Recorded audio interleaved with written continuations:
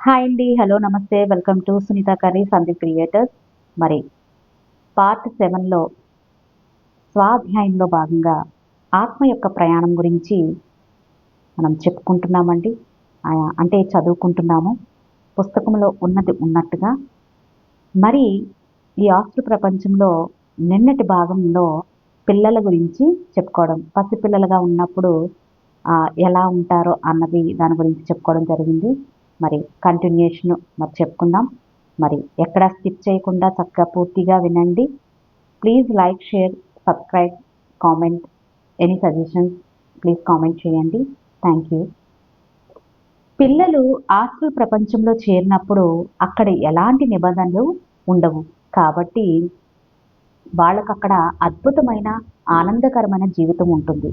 పసితనంలోనే చనిపోయిన ఆ బిడ్డల ఆలనా పాలన చూసుకోవడానికి అక్కడ బోలెడు మంది తల్లులు ఉంటారు. అంటే ఇక్కడ ఎందుకు చెప్తున్నానంటే చాలామంది పిల్లలు చిన్న వయసులోనే చనిపోతూ ఉంటారు కదా! వాళ్ళని చూసి తల్లిదండ్రులు చాలా బాధపడుతుంటారు కదా!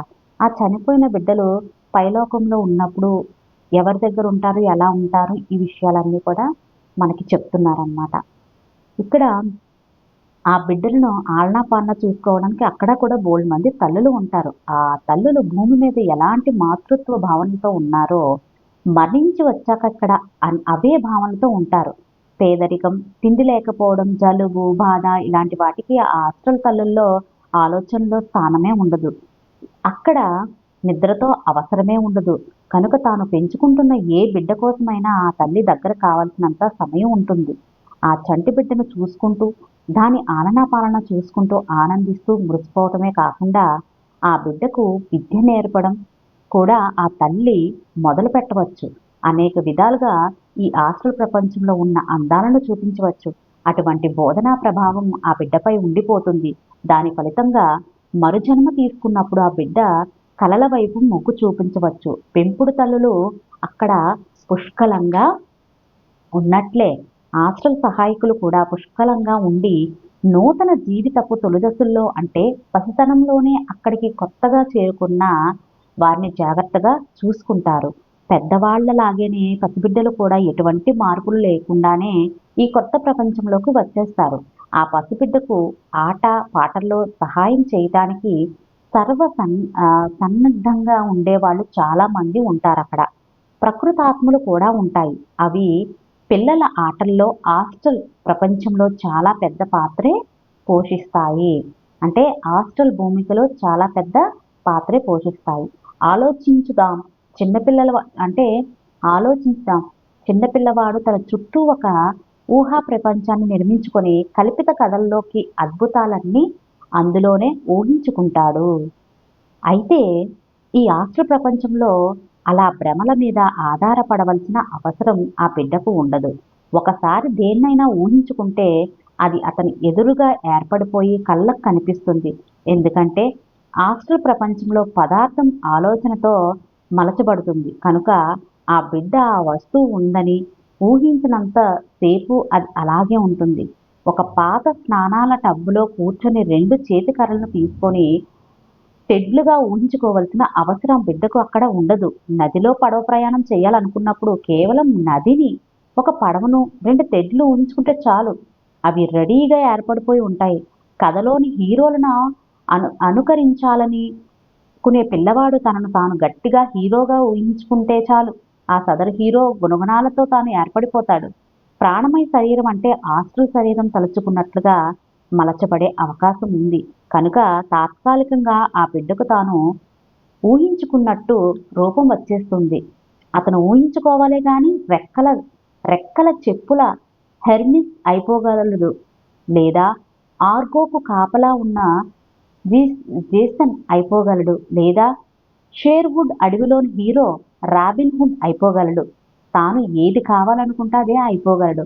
అలా విసుగనిపిస్తే మరొకరిని ఊహించుకోవడమే. ఆ ఆస్ట్రల్ శరీరం కోరుకున్నట్లు మారిపోతుంది. ఇది ఆ బిడ్డకు చాలా అద్భుతమైన విద్య. తన ఊహ పాత్రల్లోనే అంటే ఊహా పాత్రల మధ్య జీవించడం. భౌతిక ప్రపంచంలో నేర్చుకోవడానికి అసాధ్యమైన దాన్ని ఆస్ట్రల్ పరిస్థితిలో నేర్చుకుంటాడు. పిల్లలు కొందరు తరచూ ప్రశ్నలు వేస్తుంటారని మనందరికీ తెలుసు. ఆ ప్రశ్నలకు మనం సమాధానం చెప్పలేకపోతాం. మనకు సమాధానం తెలిసినా మనం చెప్పేదానిని అర్థం చేసుకోగల స్థితికి ఆ బిడ్డ ఎదిగి ఉండడు. కనుక వాడికి సమాధానం చెప్పటం మన వల్ల కాదు. ఒక్కొక్కసారి మనం వాడిని కోప్పడి అలా ప్రశ్నలు వేసి ప్రాణం తీయొద్దని గట్టిగా చెబుతూ ఉంటాం.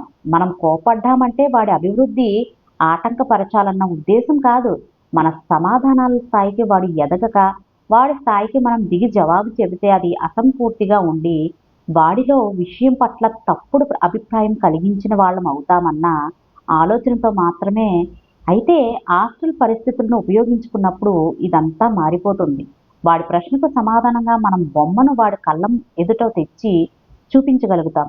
ఒక సజీవ నమూనా అంటే మన ఆలోచన ఆ విషయం మీద ఉన్నంత సేపు ఆ బొమ్మ సజీవంగా ఉంటుంది కాబట్టి 1000 మాటల కన్నా ఎక్కువగా ఉపయోగపడుతుంది.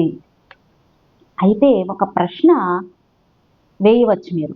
అక్కడికి వెళ్ళిపోయిన పిల్లలకు అమ్మ, నాన్న, స్నేహితులు, ఆడుకునే తోటి పిల్లలు వీళ్ళంతా దూరమైపోతారు కదా!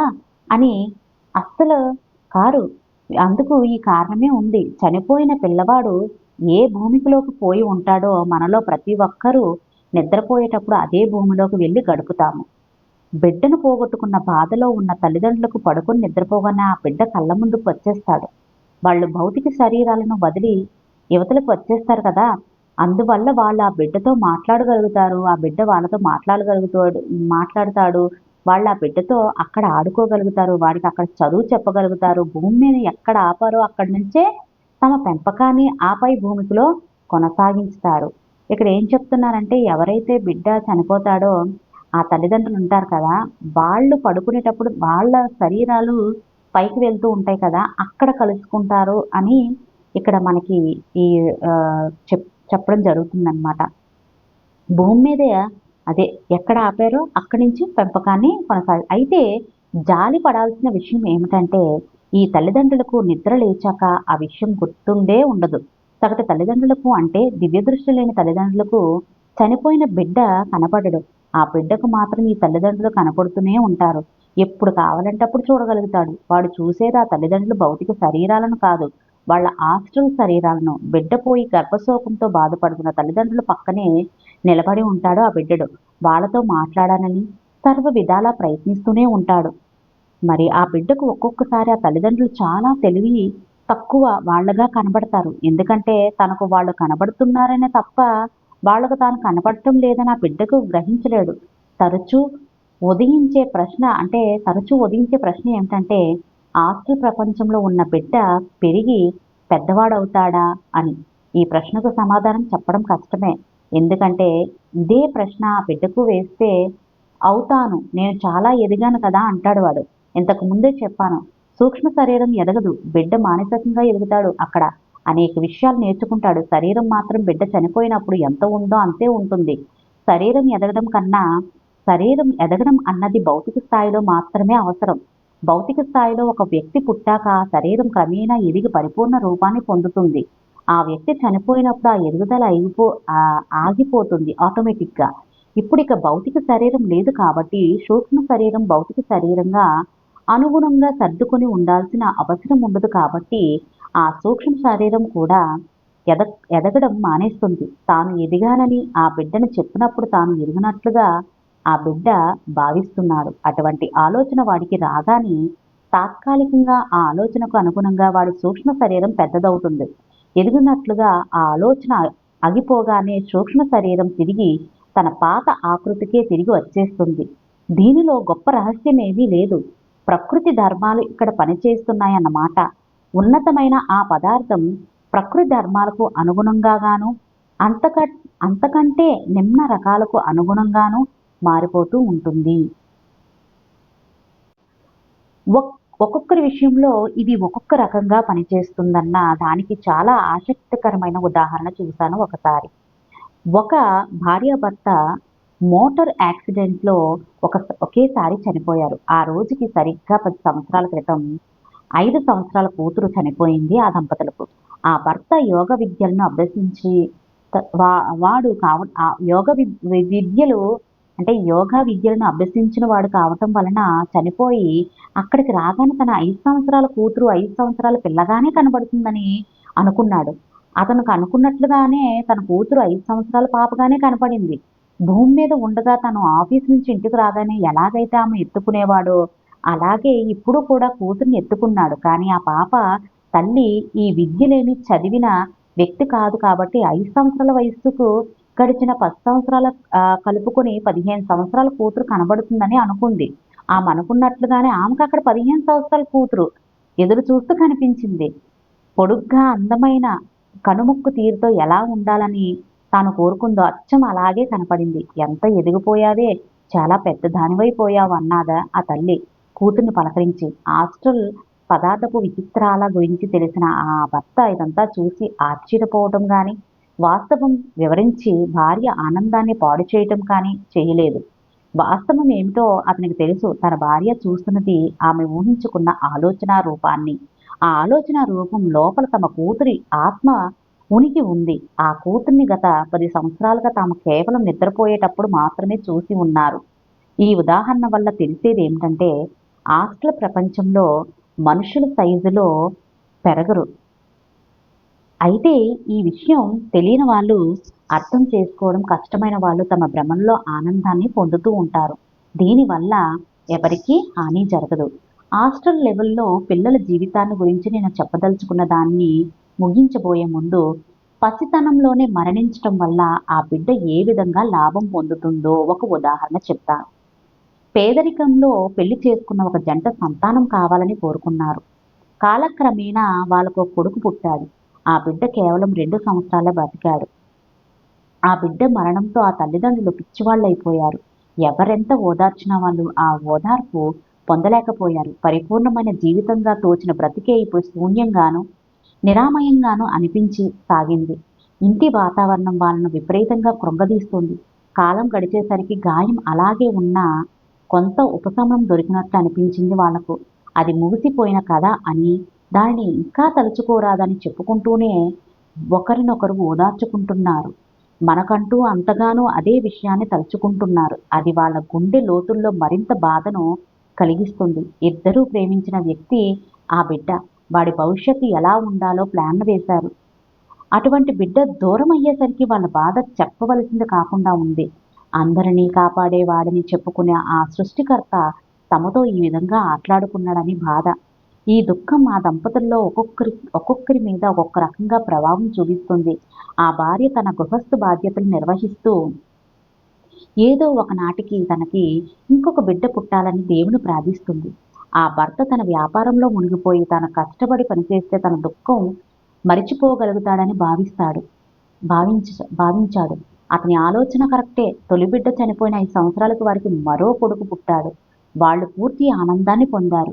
అయితే జరిగింది ఏమిటంటే 5 సంవత్సరాల క్రితం బిడ్డగా చనిపోయిన ఆ ఆత్మే ఇప్పుడు ఈ బిడ్డగా వచ్చి పుట్టింది. దుఃఖితుడై ఉన్న ఆ తండ్రి కష్టపడి వ్యాపారం చేసి బాగా డబ్బు సంపాదించాడు. ఈ రెండో బిడ్డ చదువుకోవడానికి వచ్చేటప్పటికి చక్కని విద్యను బిడ్డకు చెప్పించగల స్థితిలో ఆ తండ్రి ఉన్నాడు. 5 సంవత్సరాల క్రితం ఈ డబ్బు వాళ్ళ దగ్గర ఉండేది కాదు. ఈ నిరా నిర నిరర్ధకమైన చావు యొక్క ఫలితం ఏమిటంటే ఒకటి, ఆ దంపతులు తమ పురాకృత కర్మను ఈ బాధ ద్వారా అనుభవించేశారు.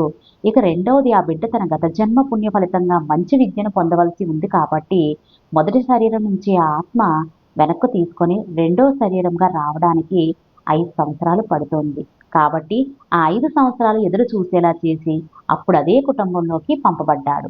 ఈ జనన మరణాల వల్ల ఆ బిడ్డ ఆత్మ కొంచెం కూడా బాధకు గురి అవ్వలేదు. రెండవ శరీరంలోకి వచ్చాక అతనికి ఎన్నో అవకాశాలు ఏర్పడి చాలా లాభపడ్డాడు. కొన్ని సంవత్సరాల తర్వాత పుట్టడం అన్నది పరిణామ క్రమంలో అసలు లెక్కలోకి రాదు. అయితే భౌతిక తలం మీద కొన్ని సంవత్సరాల కాలం ఎంతో మార్పును తెస్తుంది.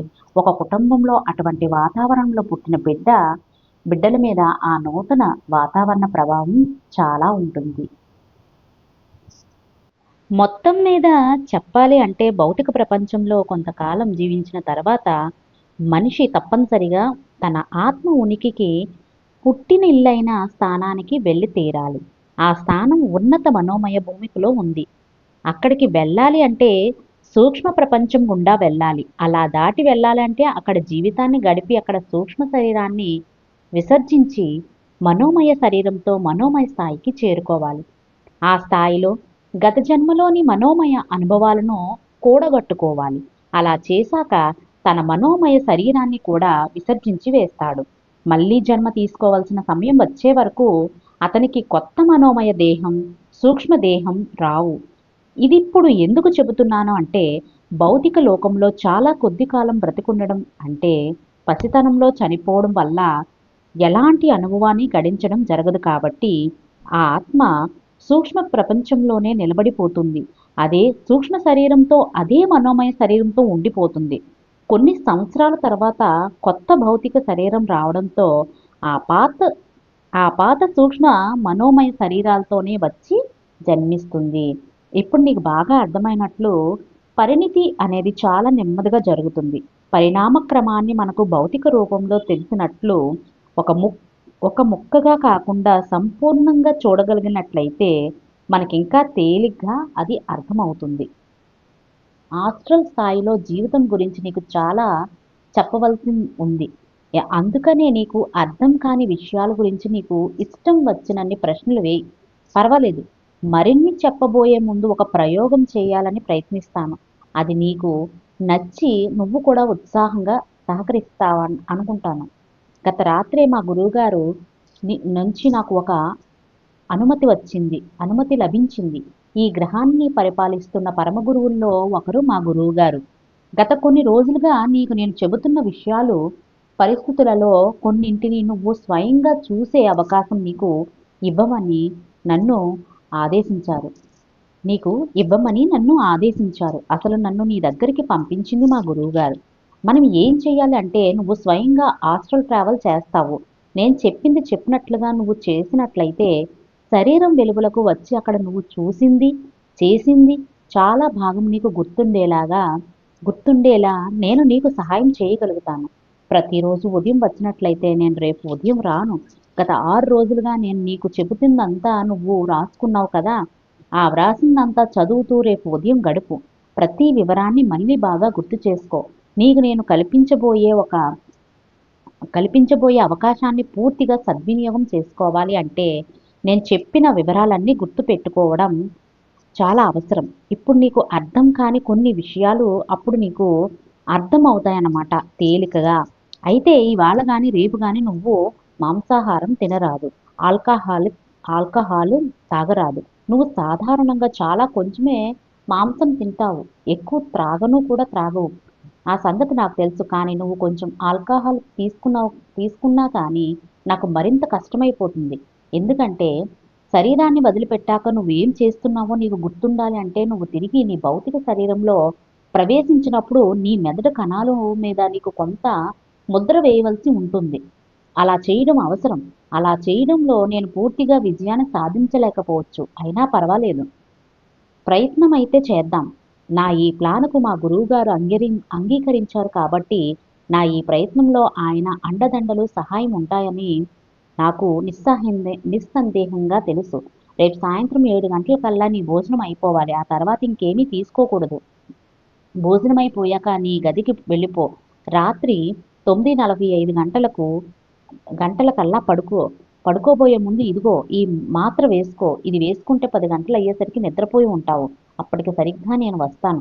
పక్క మీద పడుకొని నిద్రకు ఉపక్రమించబోయే ముందు పక్క మీద పడుకొని ఉంటే నువ్వు ఎలా ఉంటావో ఒక్కసారి ఊహించుకో. ఇలా ఊహించుకోవడానికి అతి సులభమైన పద్ధతి ఏమిటంటే, నీ మంచం పైన నేరుగా పైకప్పుకు ఒక పెద్ద అద్దం ఉందని ఊహించుకో. అలా ఒక అద్దం ఉంటే నీకేం కనబడి ఉండేదో పడుకొని ఉండగా ఊహించు. నిద్రలోకి జారుకునేటప్పుడు ఆ బొమ్మ నీ మనసులో ఉండాలి. ఎందుకంటే భౌతిక శరీరం నుంచి నువ్వు విడిపడగానే నీకు కనబడబోయేది అదే కాబట్టి. మొట్టమొదట నువ్వు అలా మంచం మీద పడుకొని ఉండటం చూసి ఆశ్చర్యపడవచ్చు. కానీ నిజానికి అసలైన నువ్వు ఆ భౌతిక శరీరం వైపు చూస్తున్నావన్నమాట. అలా చూసేసరికి నీకు కొంచెం భయం వేస్తుంది ఆటోమేటిక్గా. ఆ భయం వల్ల ఏమవుతుందంటే మంచం మీద ఉన్న ఆ శరీరంలోకి హడావిడిగా చేరుకొని మేలుకుంటావు. అందుకే నీకు ఏం కనిపిస్తుందో నేను ముందుగానే చెబుతున్నాను. అలా హడావిడిగా నువ్వు తిరిగి వెళ్ళిపోకూడదని నా కోరిక. ప్రతిరోజు రాత్రి నువ్వు శరీరాన్ని వదిలి యువతలకి వస్తున్నా అదేదీ నీకు గుర్తుండదు. ఎందుకంటే నువ్వు పూర్తి స్పృహతో శరీరాన్ని విడుదల చేయవు గదా! అయితే ఇప్పుడు నేను చేస్తున్నది ఏర్పాటుకు దేనికి అంటే, నువ్వు నిద్రలోకి జారుకున్నప్పటి నుంచి భౌతిక శరీరాన్ని వదిలి బయటికి వచ్చావన్న పూర్తి గ్రహింపు నీకు రావడానికి మధ్య ఎటువంటి అంతరాయం రాకూడదని. ఆ స్పృహ నీలో అలాగే ఉండేలా చేయడానికి నేను ప్రయత్నిస్తాను. నువ్వు నిద్రలోకి జారుకున్న క్షణం నుంచి తిరిగి పొద్దుట నీ శరీరంలోకి ప్రవేశించే వరకు నీ స్పృహ ఏకాకిలా ఉండేలా ప్రయత్నిస్తాను. అప్పుడు నీకు కష్టం లేకుండా సులభంగా అంతా గుర్తుండిపోతుంది. నీ భౌతిక శరీరం పడుకొని ఉన్నంతసేపు నువ్వు ఆస్ట్రల్ శరీరంతో ఎక్కడెక్కడ తిరిగి ఏమేం చేస్తావో అన్ని వివరంగా చెప్పగలుగుతావు. ఆ స్పృహ ఎక్కడైనా తెగిందంటే నీకు అసలేమీ గుర్తుండదు. మహా అయితే ఒకటో రెండో విషయాలు గుర్తుంటాయి. దానినే కల అని చెబుతావు. చాలా మందికొచ్చే కలలు ఇలా తిరిగొచ్చిన జ్ఞాపకాల ముక్కలే. ఈ సమాచారాన్ని మెదడు కణాలు వాటి ఇష్టం వచ్చినట్లు మార్చేస్తాయి. ప్రతి వివరం సరిగ్గా గుర్తుపెట్టుకోవడం అన్నది ఎప్పుడూ సులభం కాదు. మనకు పరిపూర్ణమైన ఫలితం రావాలి అంటే సంవత్సరాల తరబడి అధ్యయనం చేయాలి. మనస్సును ఏకాగ్రం చేయాలి, సాధన చేయాలి. అప్పుడే పరిపూర్ణమైన ఫలితాలు వస్తాయి.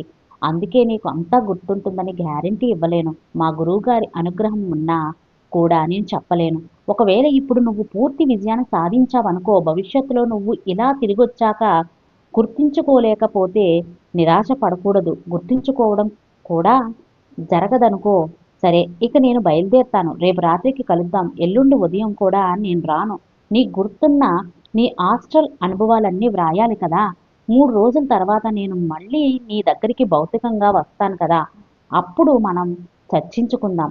యథాప్రకారం నిన్ను నువ్వు నమ్ము. అంతా బాగా జరుగుతుంది.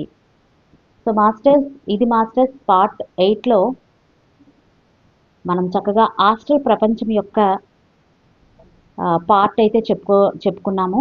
మరి నెక్స్ట్ లండన్లో మొదటి ఆస్ట్రల్ ప్రయాణం, మరి దాన్ని నెక్స్ట్ పార్ట్ 9లో చెప్పుకుందామండి. Thank you so much.